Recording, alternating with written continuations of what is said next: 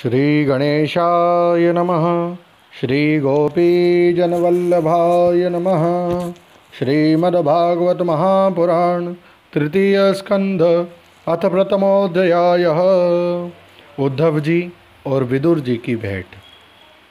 श्री सुखदेव जी ने कहा, परीक्षित, जो बात तुमने पूछी है वही पूर्व काल में अपने सुख समृद्धि से पूर्ण घर को छोड़कर वन में गए हुए विदुर जी ने भगवान मैत्रेय जी से पूछी थी।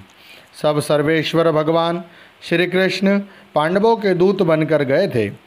तब वे दुर्योधन के महलों को छोड़कर उसी विदुर जी के घर में उसे अपना ही समझकर बिना बुलाए चले गए थे। राजा परीक्षित ने पूछा, प्रभो, यह तो बतलाइए कि भगवान मैत्रेय के साथ विदुर जी का समागम कहाँ और किस समय हुआ था। पवित्र आत्मा विदुर ने महात्मा मैत्रेय जी से कोई साधारण प्रश्न नहीं किया होगा, क्योंकि उससे तो मैत्रेय जी जैसे साधु शिरोमणि ने अभिनंदन पूर्वक उत्तर देकर महिमान्वित किया था। सूत जी कहते हैं, सर्वज्ञ सुखदेव जी ने राजा परीक्षित के इस प्रकार पूछने पर अति प्रसन्न होकर कहा, सुनो। श्री सुखदेव जी ने कहने लगे, परीक्षित, यह उन दिनों की बात है जब अंधे राजा धृतराष्ट्र ने अन्यायपूर्वक अपने दुष्ट पुत्रों का पालन पोषण करते हुए अपने छोटे भाई पांडु के अनाथ बालकों को लाक्षा भवन में भेजकर आग लगवा दी। जब उनकी पुत्रवधू और महाराज युधिष्ठिर ने पटरानी द्रौपदी के केश दुशासन ने भरी सभा में खींचे, उस समय द्रौपदी की आंखों से आंसुओं की धारा बह चली और उस प्रभा से उसके वक्षस्थल पर लगा हुआ केसर भी बह चला, किंतु धृतराष्ट्र ने अपने पुत्रों को उस कुकर्म से नहीं रोका।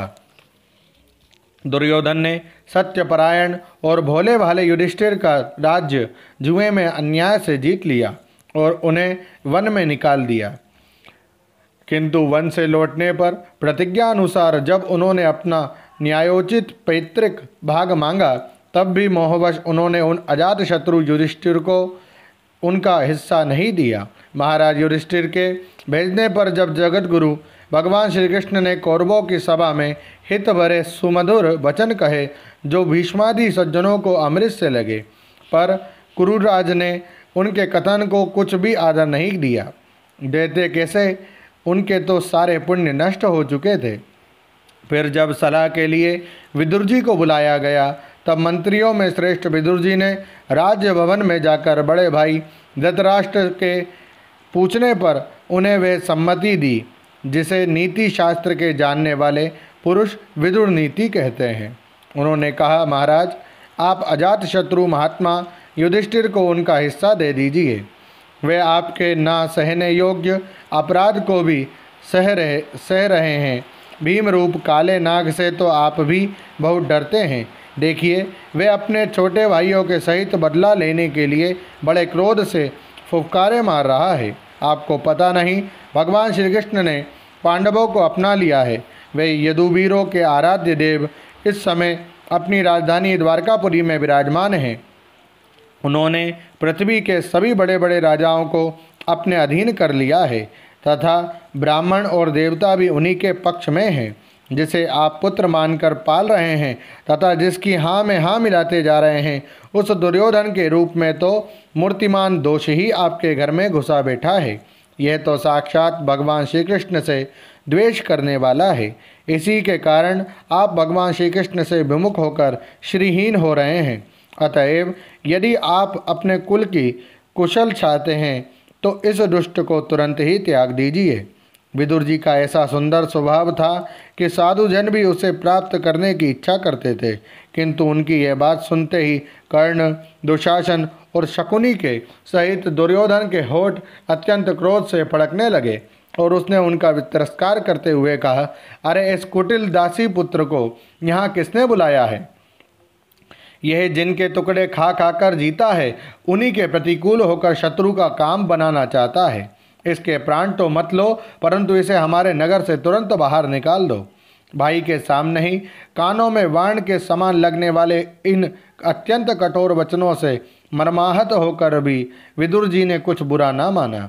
और भगवान की माया को प्रबल समझकर अपना धनुष राजद्वार पर रख वे हस्तिनापुर से चल दिए। कौरवों को विदुर जैसे महात्मा बड़े पुण्य से प्राप्त हुए थे। वे हस्तिनापुर से चलकर पुण्य करने की इच्छा से भूमंडल में तीर्थपाद भगवान के क्षेत्रों में विचरने लगे, जहाँ श्रीहरि, ब्रह्मा, रुद्र, अनंत आदि अनेकों मूर्तियों के रूप में विराजमान हैं। जहाँ जहाँ भगवान की प्रतिमाओं से सुशोभित तीर्थ स्थान, नगर, पवित्र वन, पर्वत, निकुंज और निर्मल जल से भरे हुए नदी, सरोवर आदि थे, उन सभी स्थानों में वे अकेले ही विचरते रहे। वे अवधूत वेश में स्वच्छंदता पूर्वक पृथ्वी पर विचरते थे, जिससे आत्मीय जन उन्हें पहचान न सके। वे शरीर को सजाते न थे, पवित्र और साधारण भोजन करते थे, शुद्ध वृत्ति से जीवन निर्वाह करते, प्रत्येक तीर्थ में स्नान करते, जमीन पर सोते और भगवान को प्रसन्न करने वाले व्रतों का पालन करते रहते थे। इस प्रकार भारतवर्ष में ही विचरते विचरते जब तक वे प्रवास क्षेत्र में पहुँचे, तब तक भगवान श्री कृष्ण की सहायता से महाराज युधिष्ठिर पृथ्वी का एक छत्र अखंड राज्य करने लगे थे। वहाँ उन्होंने अपने कौरव बंधुओं के विनाश का समाचार सुना, जो आपस की कलह के कारण परस्पर लड़ भिड़कर उसी प्रकार नष्ट हो गए थे, जैसे अपनी ही रगड़ से उत्पन्न हुई आग से बांसों का सारा जंगल जलकर खाक हो जाता है। यह सुनकर वे शोक करते हुए चुपचाप सरस्वती के तीर पर आए। वहाँ उन्होंने त्रित, उष्णा, मनु, पृथु, अग्नि, असित, वायु, सुदास, गौ, गुहु और श्राद्ध देव के नामों से प्रसिद्ध 11 तीर्थों का सेवन किया।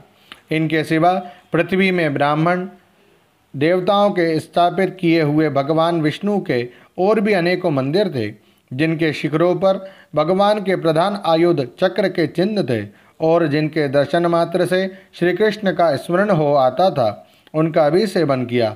वहाँ से चलकर वे धन धान्यपूर्ण सौराष्ट्र, सौबीर, मत्स्य और कुरजांगल आदि देशों में होते हुए जब कुछ दिनों में यमुना तट पर पहुँचे, तब वहाँ उन्होंने परम भागवत उद्धव जी का दर्शन किया। वे भगवान श्री कृष्ण के प्रख्यात सेवक और अत्यंत शांत स्वभाव थे। वे पहले बृहस्पति जी के शिष्य रह चुके थे। विदुर जी ने उन्हें देखकर प्रेम से गाढ़ आलिंगन किया और उनसे अपने आराध्य भगवान श्री कृष्ण और उनके आश्रित अपने स्वजनों का कुशल समाचार पूछा। विदुर जी कहने लगे, उद्धव जी, पुराण पुरुष बलराम जी और श्री कृष्ण ने अपने ही नाभि कमल से उत्पन्न हुए ब्रह्मा जी की प्रार्थना से इस जगत में अवतार लिया है। वे पृथ्वी का भार उतारकर सबको आनंद देते हुए अब श्री वसुदेव जी के घर कुशल से रह रहे हैं ना प्रियवर।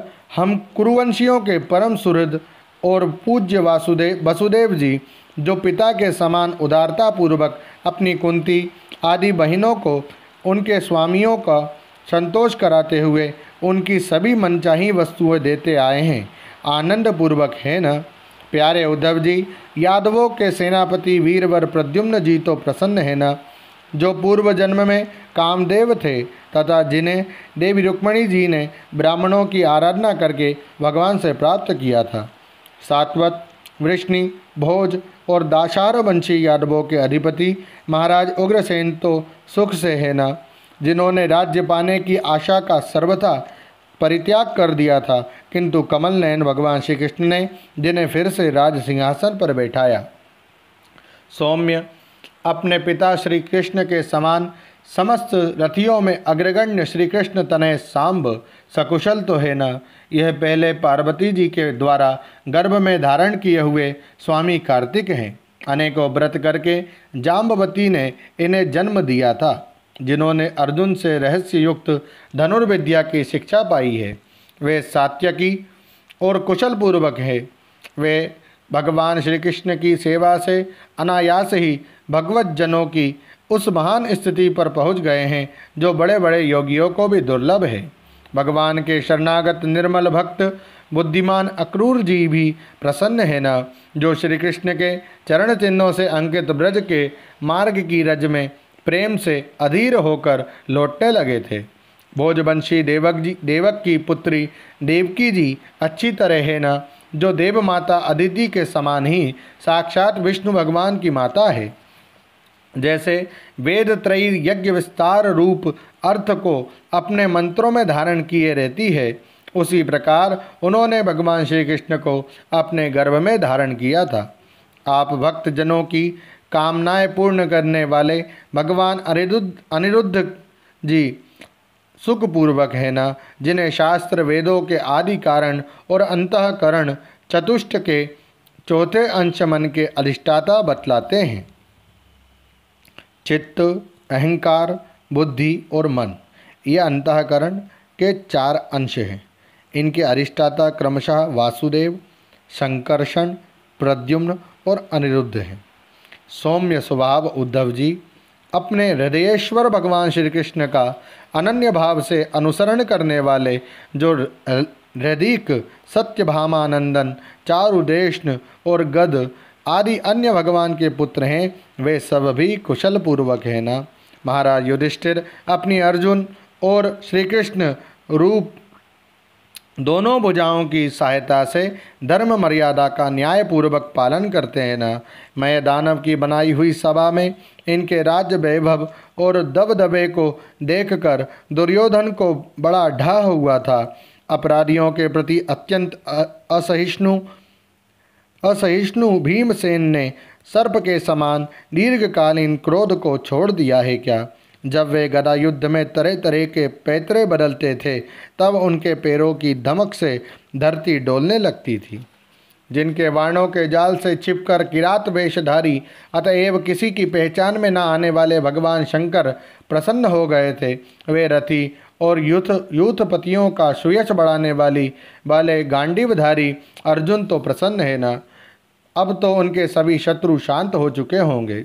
पलक जिस प्रकार नेत्रों की रक्षा करते हैं, उसी प्रकार कुंती के पुत्र युधिष्ठिर आदि जिनकी सर्वदा संभाल रखते हैं, और कुंती ने ही जिनका लालन पालन किया है, वे माद्री के यमज पुत्र नकुल सहदेव कुशल से तो है न। उन्होंने युद्ध में शत्रु से अपना राज्य उसी प्रकार छीन लिया जैसे 2 गरुड़ इंद्र के मुख से अमृत निकाल लाए। अहो, बेचारी कुंती तो राजर्षि श्रेष्ठ पांडु के वियोग में मृत प्रायसी होकर भी इन बालकों के लिए ही प्राण धारण किए हुए हैं। रथियों में श्रेष्ठ महाराज पांडु ऐसे अनुपम वीर थे कि उन्होंने केवल एक धनुष लेकर ही अकेले चारों दिशाओं को जीत लिया था।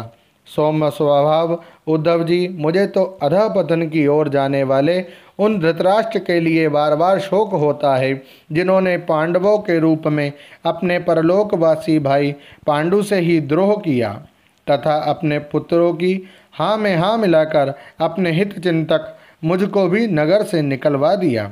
किंतु भाई, मुझे इसका कुछ भी खेद अथवा आश्चर्य नहीं है। जगत विधाता भगवान श्री कृष्ण ही मनुष्य की सी लीलाएं करके लोगों की मनोवृत्तियों को भ्रमित कर देते हैं। मैं तो उन्हीं की कृपा से उनकी महिमा को देखता हुआ दूसरों की दृष्टि से दूर रहकर सानंद विचर रहा हूँ। यद्यपि कौरवों ने उनके बहुत से अपराध किए, फिर भी भगवान ने उनकी इसलिए उपेक्षा कर दी थी कि वे उनके साथ उन दुष्ट राजाओं को भी मारकर अपने शरणागतों का दुख दूर करना चाहते थे, जो धन विद्या और जाति के मद से अंधे होकर कुमार्गगामी हो रहे थे और बार बार अपनी सेनाओं से पृथ्वी को कपा रहे थे। उद्धव जी, भगवान श्री कृष्ण जन्म और कर्म से रहित हैं, फिर भी दुष्टों का नाश करने के लिए और लोगों को अपनी ओर आकर्षित करने के लिए उनके दिव्य जन्म कर्म हुआ करते हैं। नहीं तो भगवान की तो बात ही क्या, दूसरे जो लोग गुणों से पार हो गए हैं, उनमें भी ऐसा कौन है जो इस कर्माधीन देह के बंधन में पड़ना चाहेगा। अतः मित्र, जिन्होंने अजन्मा होकर भी अपनी शरण में आए हुए समस्त लोकपाल और आज्ञाकारी भक्तों का प्रिय करने के लिए यदुकुल में जन्म लिया है, उन पवित्र कीर्ति श्री हरि की बातें सुनाओ। ओम नमो भगवते वासुदेवाय। श्रीमद्भागवते महापुराणे पारमहंस्यां संहितायां तृतीय स्कंधे विदुरोद्धव संवादे प्रथमोऽध्याय। श्री राधा कृष्णार्पणमस्तु। हरे नमः, हरे नमः, हरे नमः। जय श्री कृष्ण।